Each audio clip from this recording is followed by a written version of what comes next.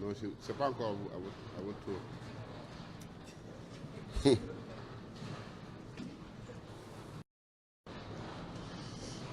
Bonjour à tous, nous sommes à l'UNESCO dans le cadre de l'exposition des toiles de Madame Valérie Oka qui commence depuis hier, qui a commencé depuis hier du 11 au 14.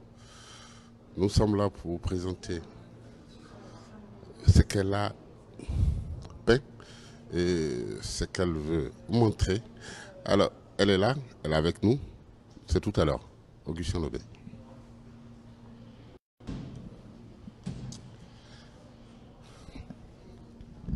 On y va.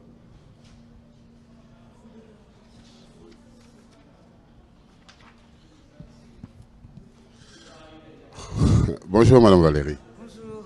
Bonjour. Ça c'est à vous. D'accord. L'exposition qui commence aujourd'hui, Merci. du 11 au 14 à l'UNESCO, Oui, qui est une grande première, si je ne me trompe pas, en France. oui, tout à fait. C'est quoi l'état d'esprit? L'état d'esprit, c'est une proposition à une façon différente de voir les choses, de voir l'histoire. C'est pour ça que ça s'appelle La carte n'est pas le territoire. La carte, c'est notre façon subjective de penser ou de voir la réalité, mais qui ne correspond pas à la réalité. Donc c'est une proposition pour voir dans ce cadre-là le peuple noir avec un autre regard. D'accord. Vous avez la carte qui est là, la carte. Oui. Vous pouvez nous expliquer un peu qu'est-ce que c'est la carte. La carte. La carte, en fait, comme je dis, c'est notre façon de voir. Il y a la carte et il y a le territoire. Donc, c'est notre façon de voir les choses. On a aussi un territoire de femmes. Exactement. Alors, vous pouvez nous expliquer un peu quels sont ceux qui sont sur la carte. Donc, sur la carte, il y a des personnes comme Maya Angelou, qui s'est battue pour les droits civiques aux côtés de Malcolm X. Il y a Billie Holiday, bien sûr. Il y a Nefertiti, parce qu'il a été prouvé que Nefertiti est noire. L'Égypte ancienne, actuelle Soudan. Il y a la baronne Valérie Amos, qui a été travaillée au cabinet du roi, de la reine, Michael Jean. Rosa Parks, bien sûr. Rosa Parks qui a lutté pour les droits civiques des Noirs aux États-Unis. Josephine Baker qui a été l'initiatrice de tout le French Cancan et c'est la première grande star noire en France. Cécile Gyeng qui a été ministre en Italie. La mère de Fela Kuti qui a été une grande défenseur de la libération du Nigeria et des femmes. Joséphine Bakita qui a été la première nonne, la première sainte qui a été consacrée par le pape. Après, nous avons Myriam Makeba, la grande Myriam Makeba qui s'est battue pour les droits des Noirs en Afrique du Sud et qui a été exilée. Enfin, elle a toute une histoire. Il y a Myriam Makeba. Non, Myriam Makeba, elle est en Afrique du Sud. Oui, elle a été en Guinée, absolument. Elle s'est expatriée en Guinée et elle a eu aussi différentes nationalités.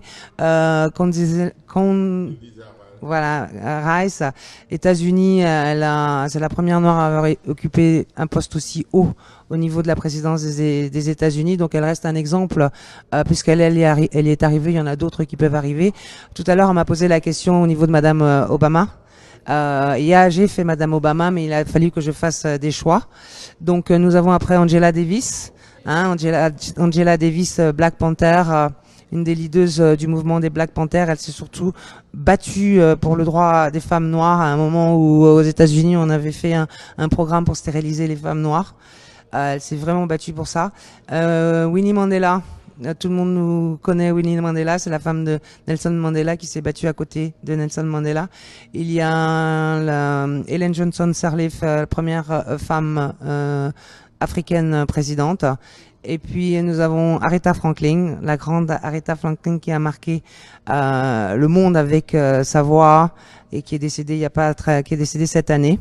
Et puis nous avons Wangari Maathai Maathai qui a été le premier prix Nobel, la première femme noire à obtenir le premier prix Nobel dans l'environnement.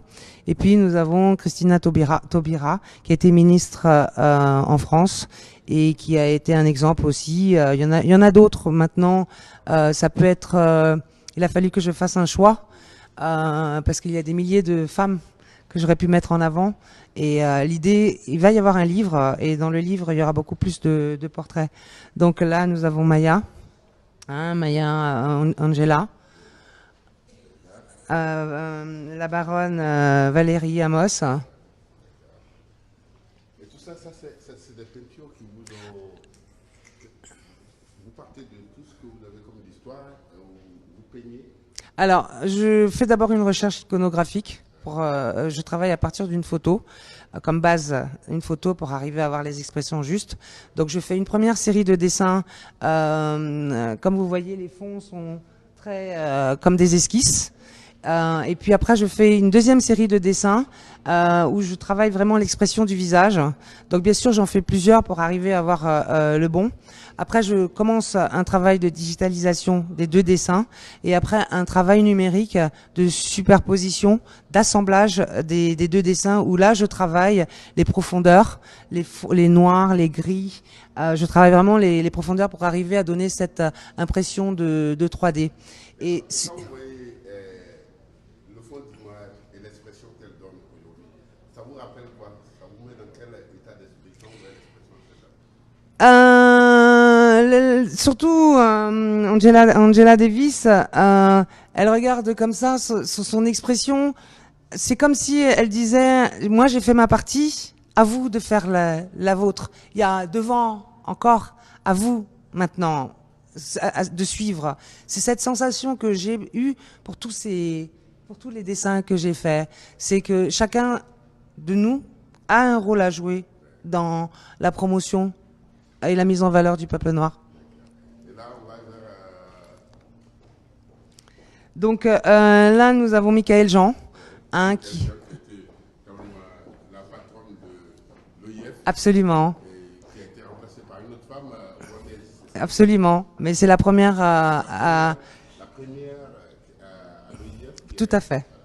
La francophonie. Tout à fait. Elle était même en Côte d'Ivoire, je pense. Exactement. Et elle a occupé un poste très haut aussi au Canada, au niveau du gouvernement. D'accord. Vous savez qu'à l'UNESCO, aujourd'hui, il y a une autre femme qui est aussi présidente. Oui.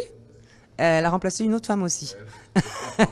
Oui, mais je crois que aujourd'hui, une des priorités partout dans le monde, dans tous les programmes, c'est la mise en valeur des femmes. C'est pas un peu rattrapage? Non, À un moment, on avait oublié les femmes. oui, mais parce qu'on est quand même on vit dans un monde d'hommes et on peut pas parler de développement et de futur sans tenir compte de plus de la moitié de la population. D'accord. C'est Azoulay qui est la présidente de l'UNESCO et c'est la première arabe. La première femme Tout à fait. arabe qui- Oui, tout à fait. Donc Rosa Parks, hein. Rosa Parks. L'histoire de Rosa Parks, ça nous parle un peu. C'est un peu la dame qui a refusé de céder Oui. la place dans un bus. Exactement. Elle est montée dans un bus de blanc où les Noirs n'avaient pas le droit d'y être. Et on lui a demandé qu'est-ce qu'elle faisait là et elle a refusé de descendre. C'est un, Et c'est un peu le début de la révolution. absolument, Voilà, des Noirs aux États-Unis. absolument, Elle incarne cette révolution. absolument. D'accord. Alors, ceux qui ne la connaissent pas, c'est la Rosa Parks.